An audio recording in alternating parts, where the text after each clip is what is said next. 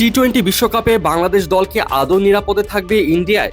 খোদ বিসিবি এই নিয়ে আছে চিন্তায়, যার ফলে ভারতে অনুষ্ঠিত হতে যাওয়া টি-20 বিশ্বকাপের ম্যাচগুলো শ্রীলঙ্কায় সরিয়ে নেওয়ার আবেদন জানাতে যাচ্ছে বাংলাদেশ ক্রিকেট বোর্ড। কারণটাও পরিষ্কার, খেলোয়াড়দের নিরাপত্তা নিয়ে শঙ্কা আর অনিশ্চয়তা দিন দিন বাড়ছে।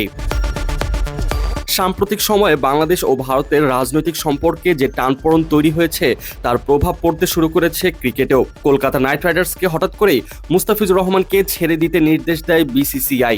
এই একটি ঘটনায় পরিস্থিতির গভীরতা বুঝিয়ে দেয়।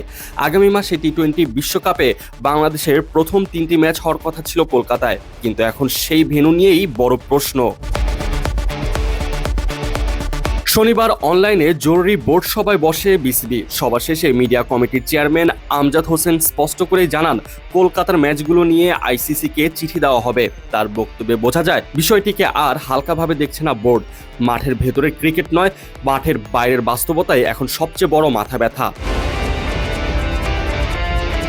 এই উদ্যোগকে আরও জোরালো করে তুলেছেন ক্রীড়া উপদেষ্টা আসিফ নজরুল। তিনি প্রকাশ্যে বলেছেন, যেখানে চুক্তিবদ্ধ হয়েও একজন বাংলাদেশি ক্রিকেটার ভারতে খেলতে পারছে না, সেখানে পুরো দল গিয়ে নিজেকে কতটা নিরাপদ ভাববে সেটাই বড় প্রশ্ন। বিসিসিআই যখন সাম্প্রতিক পরিস্থিতি অজুহাত দেখিয়ে মুস্তাফিজকে আইপিএল থেকে সরিয়ে দেয়, তখন সন্দেহটা আরও গভীর হয়। আসিফ নজরুল তার বক্তব্যে বিসিবিকে নির্দেশ দিয়েছেন পুরো বিষয়টি আইসিসিকে ব্যাখ্যা করে ম্যাচগুলো শ্রীলঙ্কায় আয়োজনের অনুরোধ জানাতে। এখানেই থেমে থাকেননি তিনি। ভারতের লিগ নিয়ে ক্ষোভ জানিয়ে তথ্য ও সম্প্রচার মন্ত্রণালয়কে বাংলাদেশে আইপিএল সম্প্রচার বন্ধের অনুরোধও করেছেন। এর মধ্যে কলকাতা নাইট রাইডার্স নিশ্চিত করেছে তারা 2026 আইপিএলের জন্য মুস্তাফিজুর রহমানকে আর দলে রাখছে না। অথচ মাত্র 1 মাস আগেই নিলামে 9,20,00,000 রুপিতে তাকে দলে ফেরানো হয়েছিল। পরে ভারতের ধর্মীয় ও রাজনৈতিক মহলের বিরূপ প্রতিক্রিয়ায় সেই সিদ্ধান্ত বদলায়।